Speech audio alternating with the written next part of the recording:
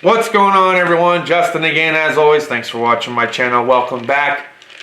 Cheers to those of you that have your beers or whatever it is that you're drinking on a Sunday.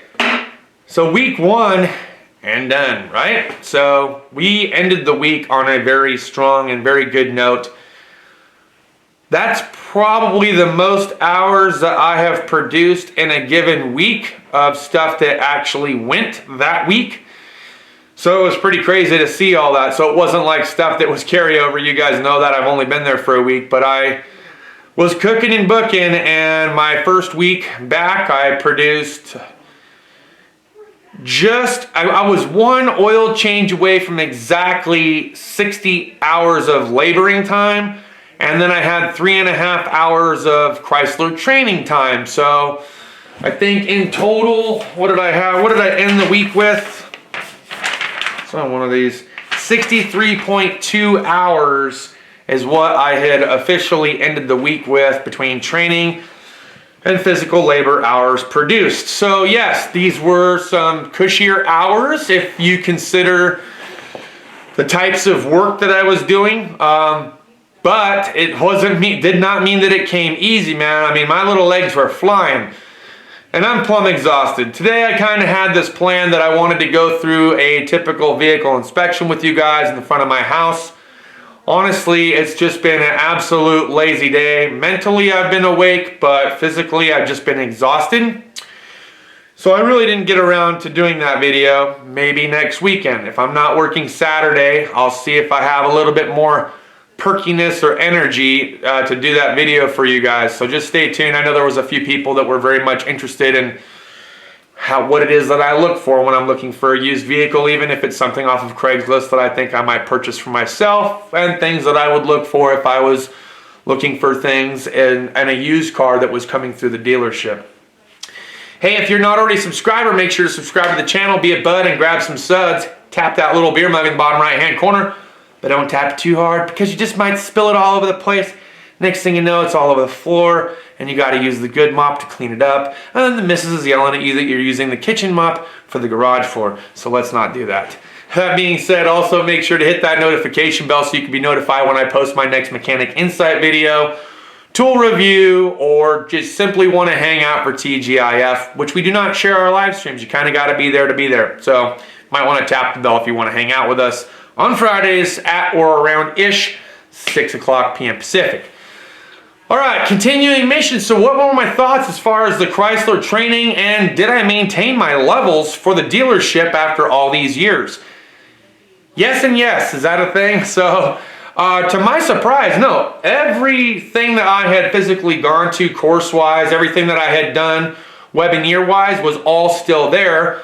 But all the little courses in between that I had missed, I have to catch back up on in order to get my levels back. And guess what?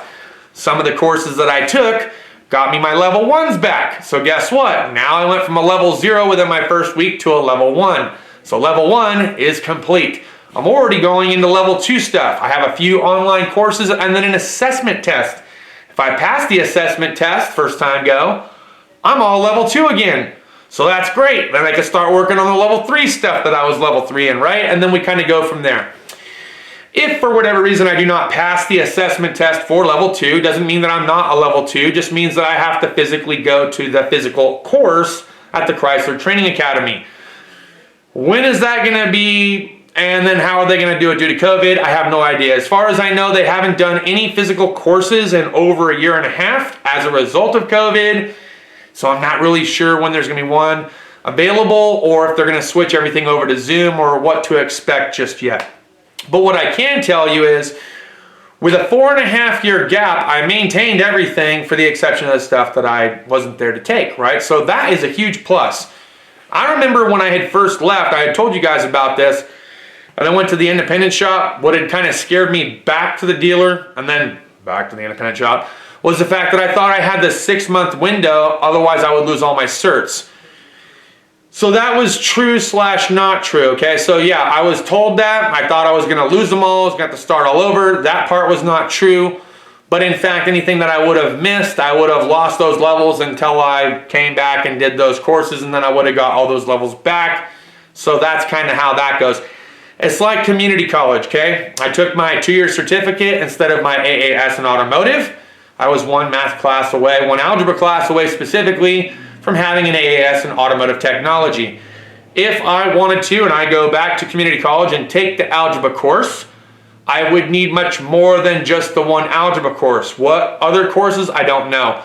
But say, for instance, within the 10-year span that it's been since I've been in college and got my certificate or what have you, if there were other courses that got added to the program, say like hybrid or EV, then when I took the algebra course, I'd have to take those automotive courses before I could get the equivalent of an AAS for the new program.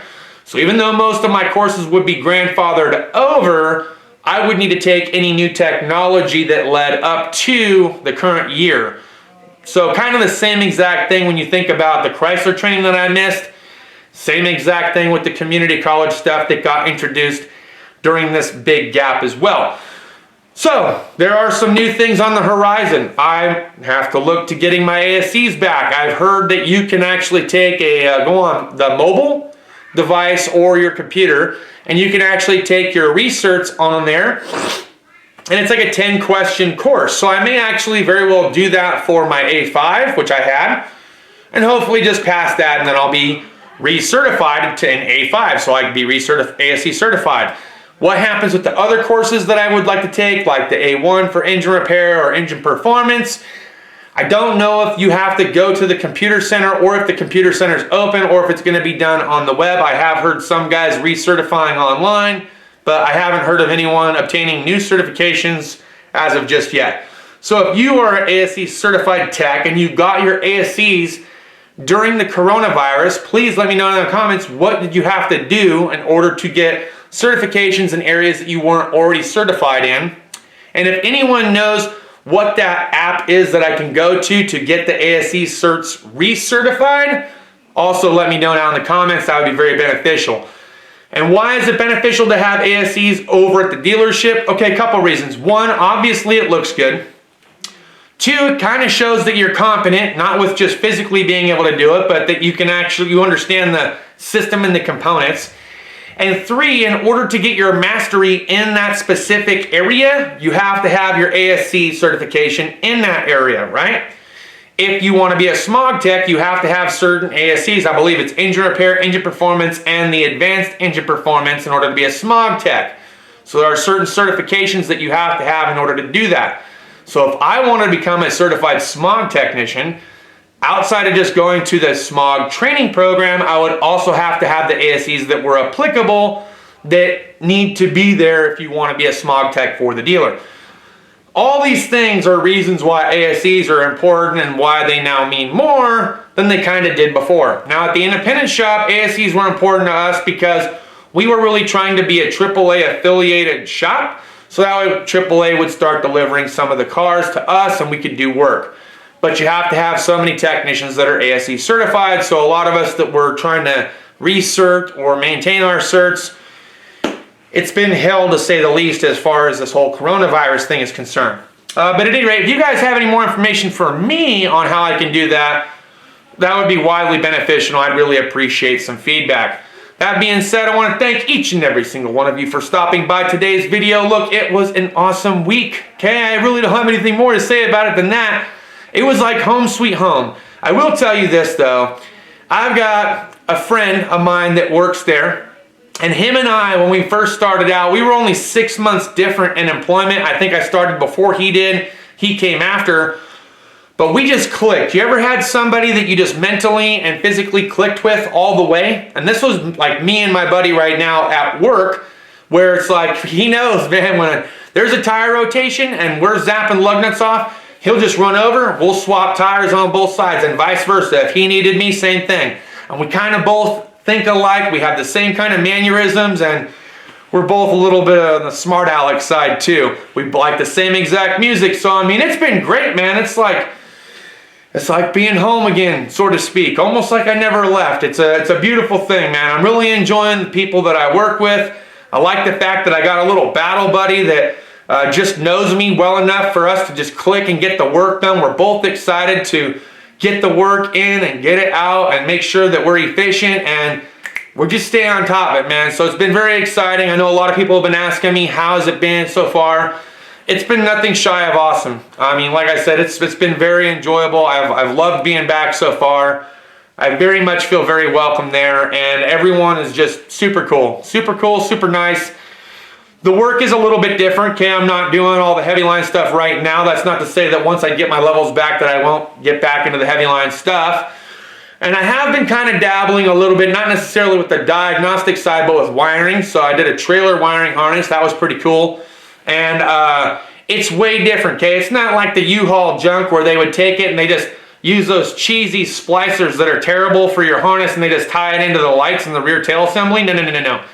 You're taking the whole car apart and going down to a factory kind of a deal. You're putting in a factory hitch. You're putting the bumper back on. You're routing an entire harness.